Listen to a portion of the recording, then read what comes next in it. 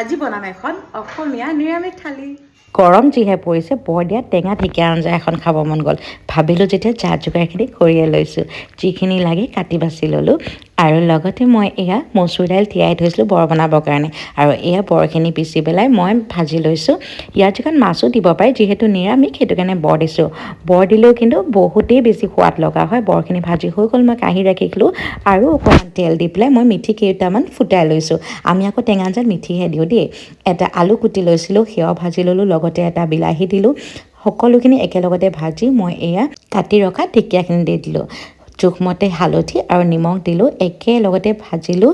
সিজি অহাৰ পিছত জোখমতে পানী দি দিলোঁ আৰু এবাৰ ঢাকিলোঁ। এটা উতল অহা লগালগ মই ভাজি ৰখা বৰখিনি দিলোঁ। কেইটামান ভেন্দি দিছোঁ, ভেন্দি দিলে সোৱাদটো আৰু বাঢ়ি যায়। টেঙাৰ বাবে দুটা থেকেৰা দিছোঁ, দুটুকুৰা মানে। আৰু এয়া মোৰ আঞ্জাখন ৰেডি হৈ গ'ল। আহক ভাত বাঢ়োঁ। ভাত দিলোঁ, বাতিত বনোৱা টেঙাৰ আঞ্জাখন দিলোঁ। একেবাৰে মাৰ নিচিনাকৈ টেঙা আঞ্জা বনাব পৰা হৈ গ'লোঁ দেই। আৰু লগতে দাংবডি ভাজিলোঁ, ঘৰৰে দাংবডি আলু আৰু গাজৰ দি ভাজিছিলোঁ। পদিনা চাটনি বহুত টেষ্টি হৈছিলে। দুটুকুৰা ভজা বৰ আৰু ঘৰৰ তিয়ঁহ, লগতে এটা জলকীয়া। এয়া মোৰ থালি ৰেডি।